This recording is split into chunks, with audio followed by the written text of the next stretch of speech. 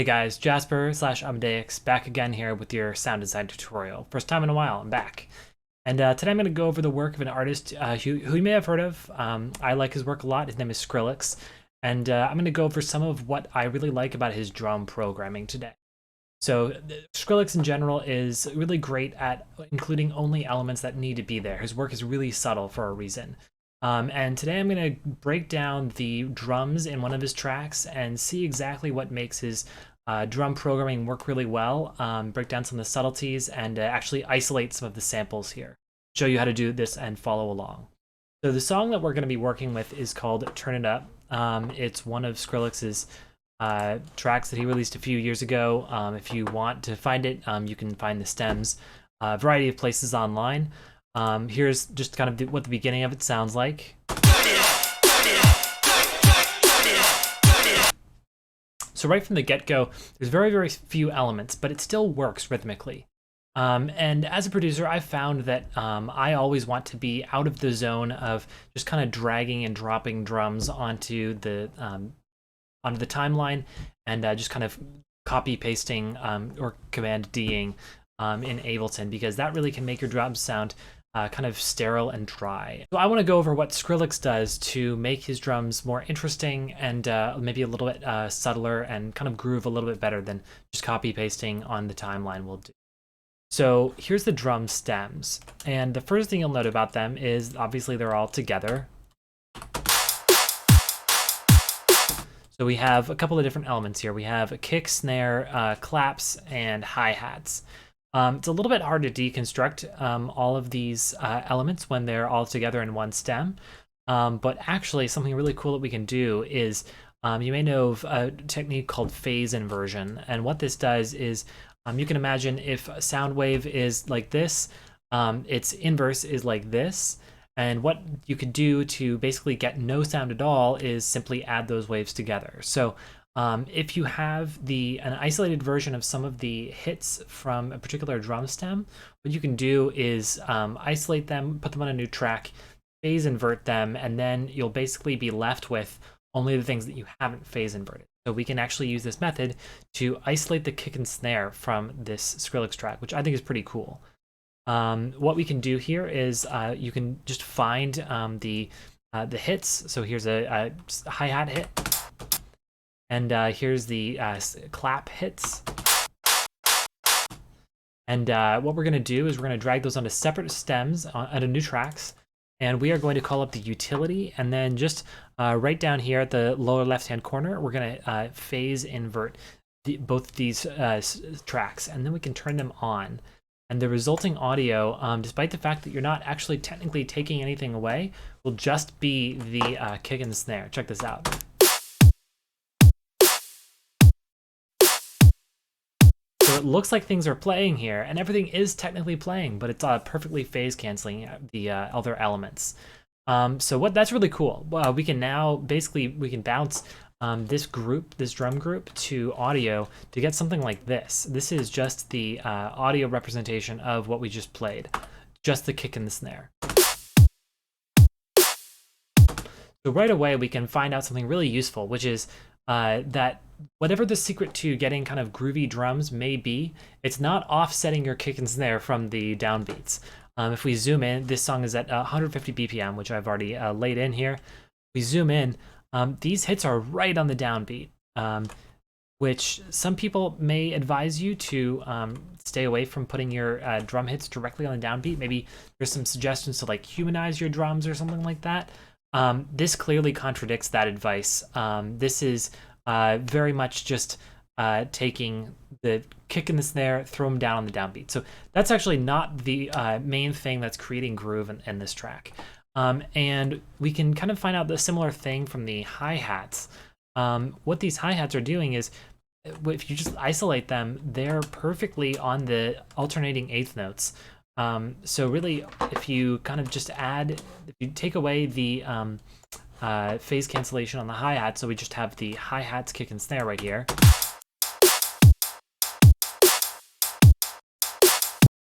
That's not very groovy. I think the fundamental thing right there is As long as you have everything directly quantized to the grid of the song, you're not going to get anything that sounds particularly groovy or interesting. So this is where we get to the really interesting piece here, which is the collapse. And because we can kind of feel that the groove is not exactly quantized, and the claps are actually what, if you zoom in, is giving it that feel. So you may notice that up here, the kick and snare hits seem to be hitting a little bit before the beat, but what that actually is the claps. The claps are just shifted a little bit before the beat. And every time that's how it is. It's very consistent. So what this is doing is I'll add in the kick and this snare and hi-hats, and add in or subtract the claps, and see how this changes the dynamic of the track, rhythmically speaking.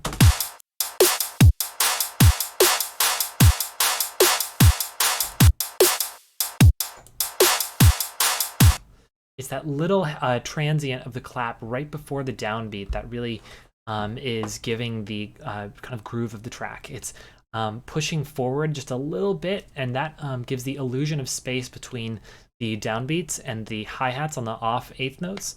And to my ear, that's what's really giving this track motion. And you know, you have to do something like that, because if you're a producer and you have a track that's this simple, you have really just 3 elements at the beginning. It's got to sound really good. And this is something that Skrillex is obviously a master of, but it's something that I think we can all learn from, is having very few elements, but bringing the elements that you want and making those elements fit really well together and work really well in isolation. So that's a little bit about how Skrillex does that. You can obviously recreate this approach if you have the stems to any arbitrary track. I would recommend trying it out. It's pretty useful to apply this approach.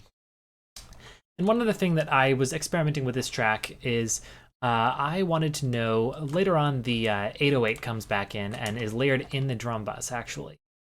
So this is another interesting approach and takeaway, that Skrillex is putting his 808s inside the drum bus as opposed to in the instrument bus. And as EDM producers, we often rely on, our go-to is putting the sub or the 808 in the instrument bus with kind of a longer side chain that it applies to the rest of the track. And if you want to get a consistent and tight low end of your track, that's actually not a great approach. In general, it's a better approach to kind of group process your 808 with your drums and try and get the side chain between the kick and the 808 as short as possible. This is more of a hip-hop producer approach as opposed to an EDM producer approach. But my feeling is that a lot of EDM producers will start to shift towards this in the coming years, because it is a lot better at getting a consistent, cohesive low end. We can see right here that the kick and the 808 really fit together well on this track.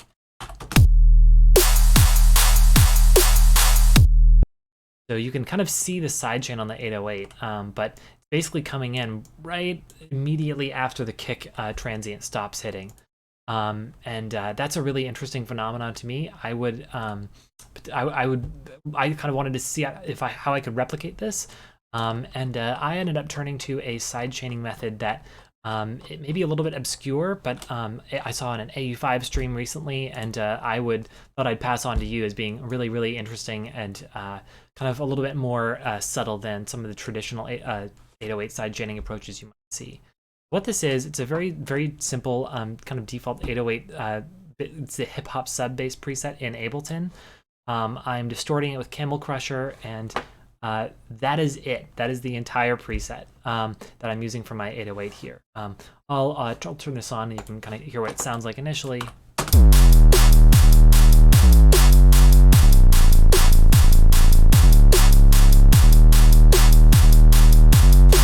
So that, to my ear, that's about as tight and as cohesive as the Skrillex 808. The sidechain is certainly about in the same place as I've heard in many Skrillex tracks. What I'm doing here is I'm using Multiband Dynamics to sidechain this. What I'm doing is I have only enabled the low band. The high and the mid bands are totally unprocessed, just going straight through. But everything below 400 hertz, what I've said is that everything above minus 20 dB, below 400 hertz, is getting compressed as hard as possible. And here, down here, the time knob is what's really important. I'm basically saying, as I only want you to sidechain below 400 hertz as long as the kick is hitting. When you sidechain with Multiband Dynamics, it'll only pay attention to the relevant and respective ranges in the source track that you're sidechaining from. So this is basically just looking at the kick hits and maybe a little bit of the snare hits and telling my 808 when to sidechain itself. So you want to turn the time knob all the way down so that it's as responsive as possible, so you don't get any lagging sidechain after the kick has been is done hitting. And I've duplicated this out twice, once at 100% wet, once at 26% wet.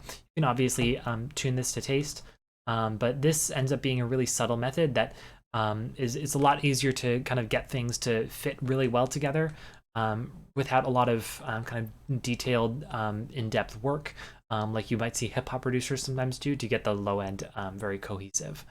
So this is a couple of things that I found really useful that I kind of learned from the Skrillex track. I would highly recommend applying this approach to any track that you can find the stems to. It's kind of almost a really good etude for figuring out how these producers get their low end to work really well. And this is something that I've been thinking a lot about lately, and I'll try and incorporate it into my tracks. So hope this was helpful, and thanks a lot for watching.